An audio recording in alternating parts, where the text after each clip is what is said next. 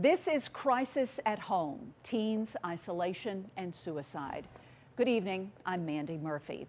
Tonight, the disturbing reality of teenagers committing suicide, the warning signs, and how high schools are taking notice. Suicides at Lafayette and Marquette high schools prompted a group of students to call for the Rockwood School Board to make mental health a top priority. A survey done by the students themselves shows of 852 students surveyed, 550 high school teens in the Rockwood district had considered taking their own lives. 160 students said at some point they had tried to kill themselves. And even more sobering, 18 had actually tried to commit suicide just in the last week. Throughout this special tonight, we will have a number to text or call if you or someone you know needs help right now.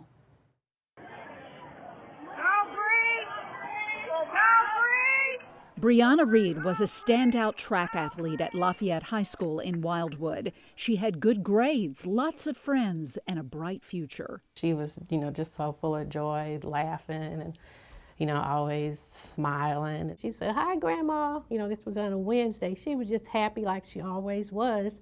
That Friday, she was gone. There was nothing that, that she indicated that this was going to happen. My daughter, Brianna Reed, she was 17 years old, and she took her life. Brianna wasn't depressed and had never tried to hurt herself. In my mind, I keep replaying it, and I'm like, man, did I miss something? I guess, everything was just hidden. She kept it bottled up inside of her. Our lives will never, ever be the same. It's just so hard. Brianna's family and students tell me Brianna was one of possibly 4 students at Lafayette and Marquette high schools who committed suicide in the last year and a half. Now their classmates are speaking up. They want the Rockwood district to make mental health a top priority. This is like the fire alarm going off, and we need to get the firefighters. There are so many brilliant young students in my grade and my school that feel as if that they don't have anything left to live for. We have a problem. These students passionately spoke to the Rockwood School Board recently about the sobering results of their survey on suicide. It was kind of scary to see that this is what high schoolers in our district were going through. One life is too many. It gave us more of a sense of urgency and a sense of purpose in what we were fighting for. They want teachers talking with students about their mental health, training for students and staff to know the warning signs of suicide, have counselors spend more time with students, and make resources easier to find on the school's website. They have people behind them rooting for them, even if they can't verbalize how they're feeling sometimes. Any person who sees a person or another person or an acquaintance struggling should be able to, see those warning signs clearly. We listen to kids. And so for us, it's a call to action. Dr. Terry Harris, Executive Director of Student Services at Rockwood, says the threat of suicide in the Rockwood district is in line with schools nationally, especially during COVID. Dr. Harris says Rockwood has resources, but must do better. Here's the reality. The resources don't matter if the kids don't know how to access or understand that those resources are available. We listen to kids. And so for us, it's a call to action.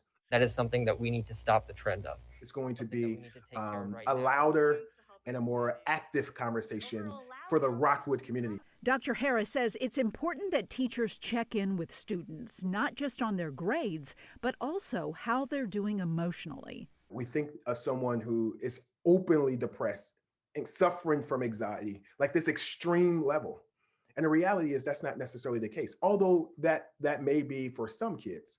What I have experienced are kids where you wake up and it's a complete loss for words, because when we look on the outside, those students look like they had everything and everything is going well and they're smiling, they're wonderful, they're happy. And yet they're struggling with something so deep inside that they're unable and unwilling because they don't know how to share that information with individuals. That's what we're trying to get at. Rockwood plans to move forward with many of the things these students are asking for. My goal as the Executive Director of Student Services for the Rockwood School District, to be able to say to you 1 year from now that we did not lose any kids to suicide. For Brianna's family, that is exactly what they want. I, just would like for the schools to be more aware of what's going on and to talk about it openly. Reaction to this story when we first aired it 2 weeks ago was astounding. Parents and students began sharing it on social media. Rockwood administrators said they were happy our coverage has sparked further conversation on suicide prevention.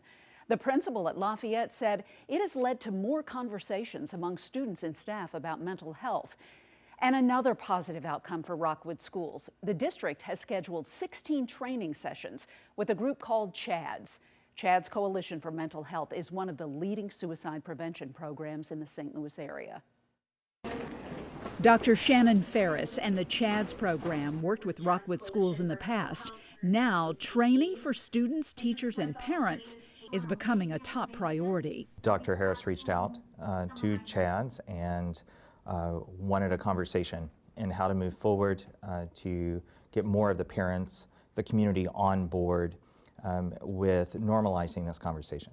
CHADS will offer 2 meetings a month for parents and trusted adults starting next month. This can be a normal conversation, and it should be, not a one-time event. I asked Dr. Ferris about his reaction to the survey done by the students themselves, showing the large number of students who had considered death by suicide, especially the ones who had tried it.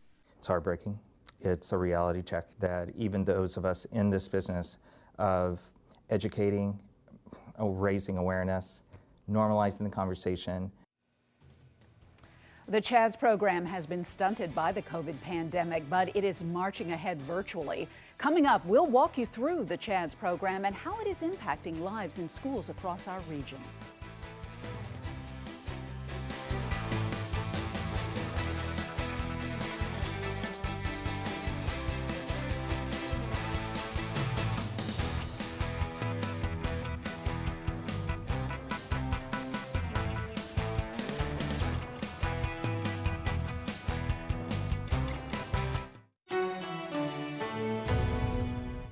Teachers are seeing a big increase in anxiety, depression, and suicidal tendencies in students right now. More than 150 schools in the St. Louis area are now using the same program as Rockwood. We take an in-depth look at how the CHADS program sets up a safety net for all students. Westminster Christian Academy in Town and Country recently began CHADS suicide prevention training for their middle and high school students for the first time.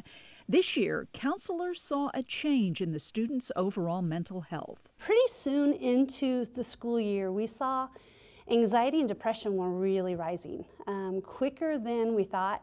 It was just really noticeable in our overachieving students that hadn't been on our radar before, and we just realized how we need to address this. Student leaders had reached out to counselors even before the pandemic, saying students wanted more conversations surrounding mental health. Upper school counselor John L. Patton could see a combination of issues piling up on students. I also really want to name the pandemic and civil unrest, and before in August it was an upcoming election. So we have all these things that are really impacting our families, and when our families are impacted, our students are impacted. The students are saying this is what they want. This is the real deal. And at CHADS, we're familiar with that. We give the real deal, and it's okay to have these conversations. Let me give you the terms and the vocabulary so that both you, your teacher, a staff member, a parent, someone in the community understands what you're saying. CHADS teaches teens, parents, and teachers the signs of suicide, anxiety, and depression. The goal is to have a large safety net in place to help a struggling student. Some warning signs: talking or writing about suicide, feeling hopeless, increased substance abuse, and tunnel vision. Tummy aches, headaches, sleeplessness, sleeping too much, overeating, more comfort eating, or not having appetite at all.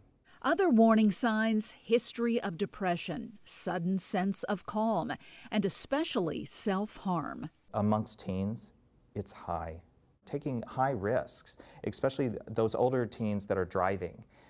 drinking and driving or using drugs.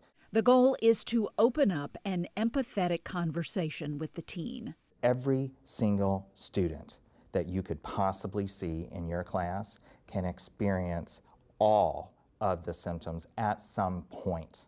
When you come at it like that, then you've normalized it. After the CHADS training, students do a self-ID, which then initiates a conversation with school counselors. Do they need to contact other services or the parents? Do they need to have another conversation and bring in the teacher? We are in this together, and it works like that. Westminster counselors saw an immediate response. For the 9th grade class, we had about 9% of our students that checked that they wanted to come and speak with a counselor, and about 12% of our 11th graders. CHADS started depression and suicide prevention training in the Ferguson-Florissant School District many years ago. The program runs from 5th grade through high school.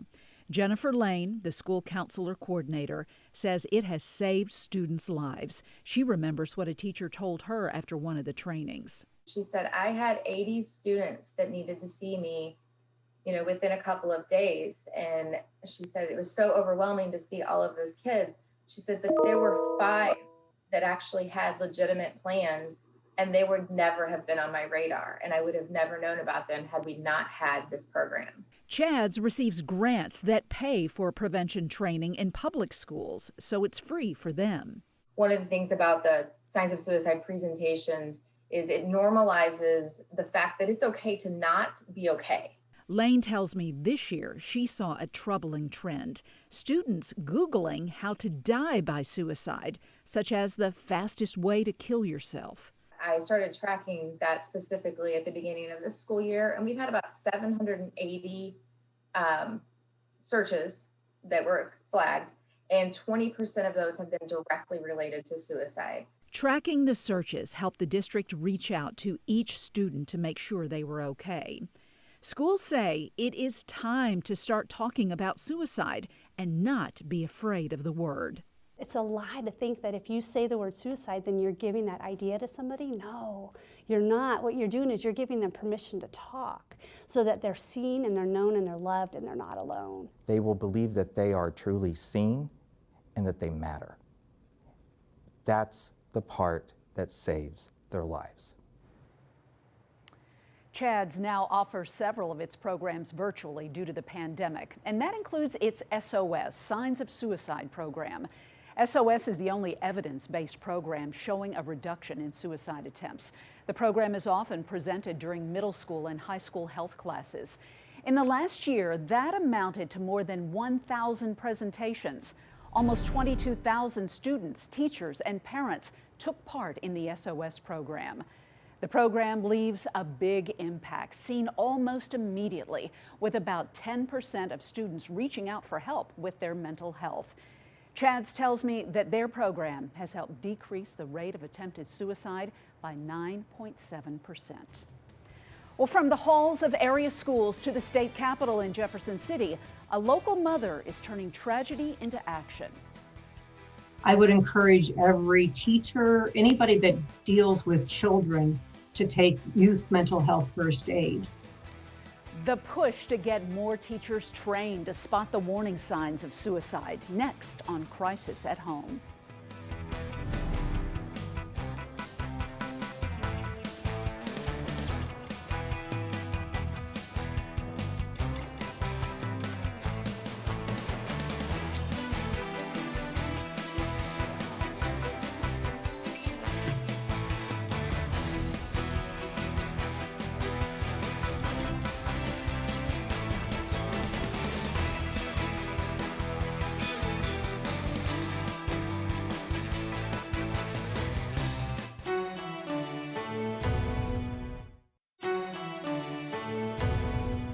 A mom of a Lafayette High School teenager who died by suicide is now passionately working to make suicide prevention training a requirement for teachers. Now several bills are working their way through the Missouri legislature to make that happen. 17-year-old Avery Cantor looked like the student who had it all. Outstanding grades, an artist, varsity athlete, with lots of friends and family who loved her. On May 5th, 2014, her mom, Carol, found her in her room. She scored a 5 on her AP exam and then came home and took her life. Carol never saw the signs that she now realizes were there all along. Months later, as Carol came to grips with her daughter's death, she decided to do all she could to save other parents from experiencing the same heartache. Advocacy leads to action, action leads to education, education leads to prevention. Carol became trained on the signs of suicide, which led to her passion to require all educators to be trained as well. There were warning signs that, had you known and been trained like you are now, you may have picked up on. Taking that class was really quite upsetting because I realized then that she was exhibiting all the signs, but I didn't know the signs. It can mirror teenage hormones and angst, but the key term or the key thing to remember about that is if that behavior lasts for 2 weeks, that's when you seek medical attention. I met Avery's mom about a year ago. She came to my office here in the Capitol. Now a bill being sponsored by Representative LaDonna Applebaum from St. Louis County is named in Avery's honor. She was an amazing young woman who lost her life too soon. The bill requires educators to take an online suicide prevention training course every 2 years. Currently, teachers are required to take 30 continuing education credits. This is only 2 hours, and it can be broken up into 15 minutes at a time, 30 minutes at a time. Teachers are the first people to see the changes in our students. And so why not give them this free training to hopefully prevent many suicides? Suicide prevention is personal for Representative Applebaum. I lost a dear friend to suicide, and if I would have just had this training maybe 6 or 7 years ago, I would probably have reached out to him. And I feel I have a sense of pain in my heart that I lost someone way too soon. This listening bench outside Lafayette High School now stands as a memorial to Avery's life and a reminder of the importance of hearing our teens. Bottom line, what do you have to say to other parents as someone who lost her daughter to suicide? The one thing I would tell parents is, in all, like I said, everybody, is to take youth mental health first aid. It's CPR for mental health.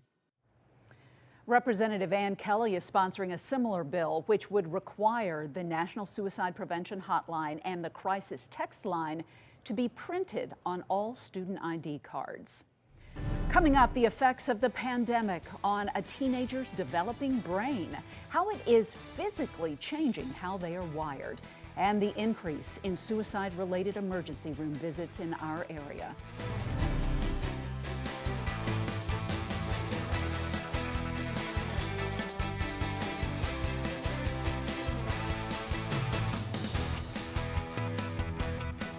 Dr. Mattingly says, don't be afraid to ask your child what's going on. Also, don't let your child isolate themselves in their rooms. And if you're concerned about your child's safety, don't have guns in the house. More than half of teens use a gun to kill themselves. Well, if you missed any part of this special report tonight, we will have it posted in full on our website, fox2now.com, along with links to all of the resources we have discussed over the last 30 minutes. We thank you for watching Crisis at Home, Teens, Isolation, and Suicide. It is our hope that this information will lead to discussions about mental health and possibly save a life. The news continues next with Fox 2 News at 10.